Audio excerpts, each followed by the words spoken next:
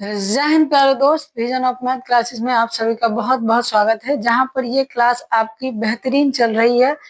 Pen छोड़ो, दिमाग लगाओ। और ये क्लास सिर्फ उन्हीं के लिए है जिनको कंसेप्ट बेहतर तरीके से पता है। तो आज की क्लास चालू करने से पहले हम एक बेहतरीन शायरी की चर्चा करते हैं जो आपके मैथ के ऊपर है। मतलब क्लास को थोड़ा सा मजेदार बनाते हैं। शायरी इस प्रकार है कि जीएस के चक्कर में मैथ छूट जाता है, मैथ को मनाऊं तो जो है फिर जीएस छूट जाता है। और रीजनिंग का तो अलग ही नौटंकी है, उसे छोड़ दूं तो वो सारा रिश्ता भूल जाता है।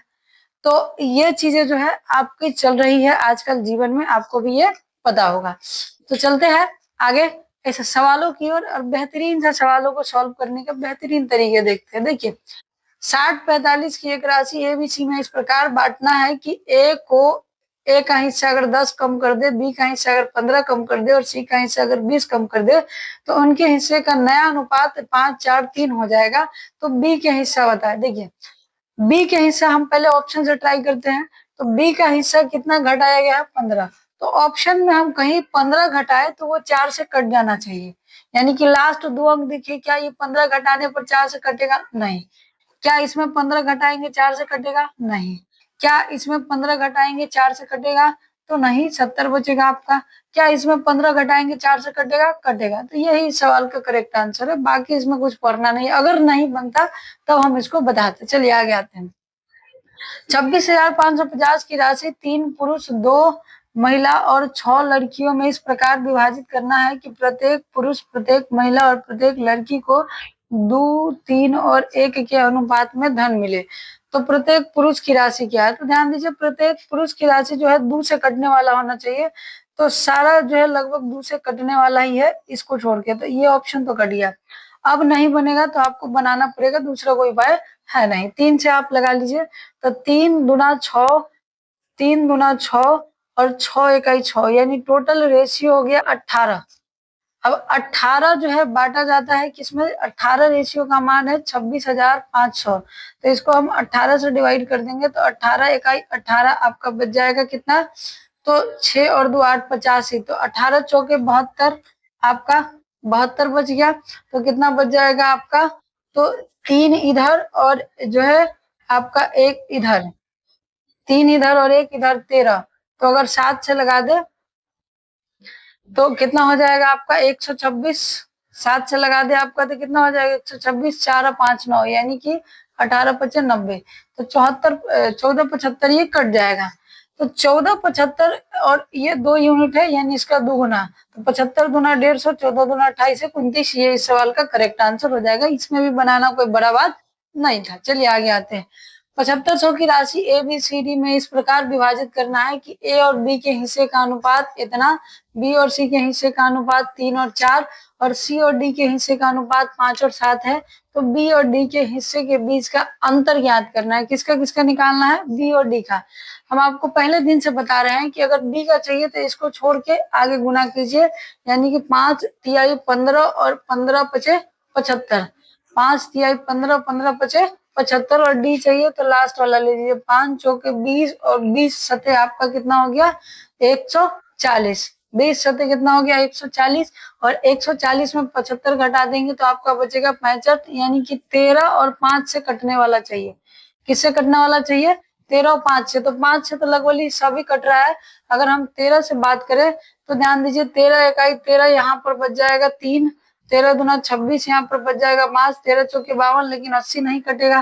13 इकाई 13, 13 नौ 104 ये कट रहा है। ये देख लेते हैं आपका 13 चौके 13 छके 78, 2 2 26, 40 नहीं कट रहा है आपका।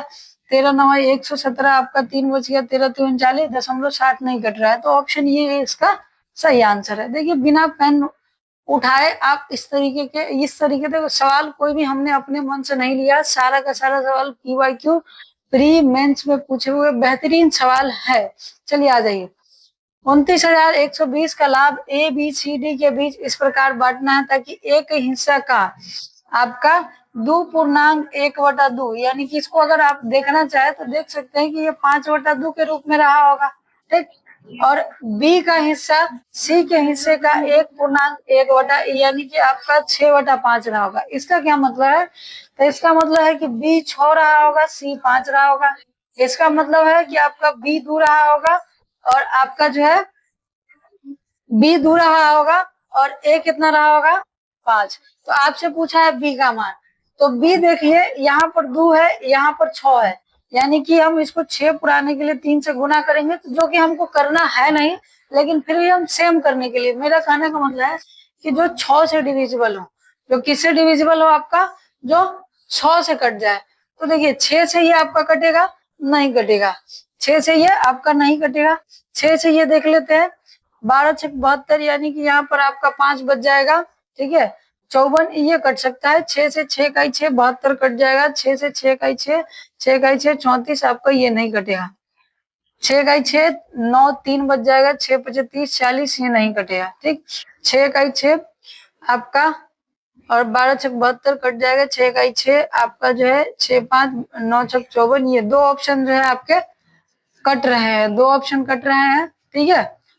तो अब अगर देखा जाए तो अब देखो यहाँ पर ऑप्शन बेसिस पर आपका क्या है, दो ऑप्शन कट रहे हैं, तो दो ऑप्शन मतलब बच रहे हैं, तो आपको बनाने पड़ेंगे, दूसरा उपाय नहीं है। तो यहाँ पर कितना हो जाएगा, 15 और 6 21 और 5 26, और लास्ट में आपका 2 है। इसका मतलब है कि जो भी संख्या आपका कटेगा, तो आपका ध्यान दीजिए 6 दूना 12, एक तो लास्ट में ये डिविजिबल होगा, तो 6 दूना 12 2 से हो सकता है, तो अगर 2 से 6 में गुना करें तो 6 दूना 12 इकाई अंक ये आ जाएगा आपका। उसके अलावा 6 से किस 9 आपका जो है 6 छक 36, 6 सत्ते 42, 7 से 7 छक 42, यानी कि ये ऑप्शन आ जाएगा। ये थोड़ा सा जो है देखिए उस समय हम कर रहे थे, लेकिन उस समय कटा नहीं, क्योंकि ये 27 हम लिख दिए थे। आप समझिए इस बात को कि अगर 6 का इकाई अंक हम काटेंगे तो 6 जो है 6 से 2 मरते में कटेगा, नहीं तो 7 मरते में, यानी कि अगर इसका यूनिट डिजिट जो कट के आना चाहिए, जैसे कोई भी संख्या आएगा उसका यूनिट डिजिट या तो 2 आएगा, नहीं तो 7 आएगा, और इकाई अंक 2 या 7 में हम गुना करेंगे तो 7 छक्के भी 42 आएगा और 6 दूना भी 12 आएगा, मतलब लास्ट अंक उसका हमेशा कितना आएगा, 2 आएगा। लास्ट अंक हमेशा कितना आएगा, तो 2। ये दोनों ऑप्शन में लास्ट अंक 2 किसमें है, इसमें है, तो ये इस सवाल का आपका करेक्ट आंसर हो जाएगा। चलते हैं आगे अगले सवाल की ओर। 7 से न लिखना है, देखते हैं आगे आपके ये दो बेहतरीन प्रश्न, दोनों का टाइप एक ही है, बस ऑप्शन दोनों में अलग अलग है, और दोनों ऑप्शन की वजह से काफी यूनिक हो जाता है। देखिए 1250 को ए बी सी डी में बांटना है, बी और डी का ए और सी से कुल हिस्सा, यानी इस सवाल का जो है बी और डी और ए और सी का ऐसे हिस्सा दिया है 14/11, आपको समझाने के लिए लिख दिए। डी का हिस्सा ए के हिस्से का आधा है और सी का हिस्सा ए के हिस्से का 1.2 है, ए बी सी डी के हिस्से का। ध्यान करें, जब बड़ा बड़ा सवाल हो या कोई भी सवाल हो, हम आपको एक सजेशन देंगे कि सवाल बनाने से पहले उसके ऑप्शन को एक बार जरूर देखिए, ऑप्शन ही बहुत चीज कहेगा। यानी ए बी सी डी का हिस्सा निकालना है, मतलब ये पूरा जो होगा ये कहीं ना कहीं जोड़ के 1250 के बराबर होना चाहिए, यानी लास्ट में 50 आएगा। तो देखिए 75 और 25 आपका ये हो गया, लास्ट में 50 आ रहा है, ठीक है। आपका 25 और 25 50 और 50 100 आ गया, यानी 50 नहीं आ रहा है, 50 25 25 25 25 50 50 100 आ गया, ये भी नहीं होगा। 50 और 75 75 150 150 50 200, यानी लास्ट में 50 नहीं आ रहा है, यानी इसी सबको जोड़ के जो है आपका कितना आया, एक तो आया 1250 पहला, दूसरा आया कि ये जो है आपका 50 50 50, यानी कि लास्ट में 1250 के लिए हमको 50 चाहिए था, जो मिल गया, ठीक है। तो ये इसको बनाने की कोई जरूरत था नहीं, और ये एक बेहतरीन सवाल था, ये भी एक बेहतरीन सवाल है। 46,800 की राशि ए बी सी डी को इस प्रकार बांटना है कि ए और डी संयुक्त हिस्सा, मतलब इसी तरीके से है कि ए और डी और बी और सी को आपको 8/5 के रूप में दिया अनुपात में। ए और बी के हिस्से का अंतर अगर x है, सी और डी के हिस्से का अंतर अगर y है, तो x माइनस वाई निकालना है, जहां b और c के हिस्से का अनुपात 5/4 है। तो देखो सवाल बनाने के हमने अभी तक दो तरीके सीखे, एक सवाल को आप ऊपर से हल करने के बजाय नीचे से चालू करें। अगर हम नीचे से चालू करते हैं तो ध्यान दो कि क्या कह रहा है कि x a और b का अंतर है, a और b का अंतर x है, और आपका जो है सी और डी का अंतर आपका वाई है, तो इसको आपस में घटाना है, यानी ए माइनस बी माइनस आपका सी माइनस डी। तो अगर आप देखें तो A minus B minus C plus में डी, यानी कि ए प्लस में डी हो रहा है और माइनस में बी प्लस में सी हो रहा है।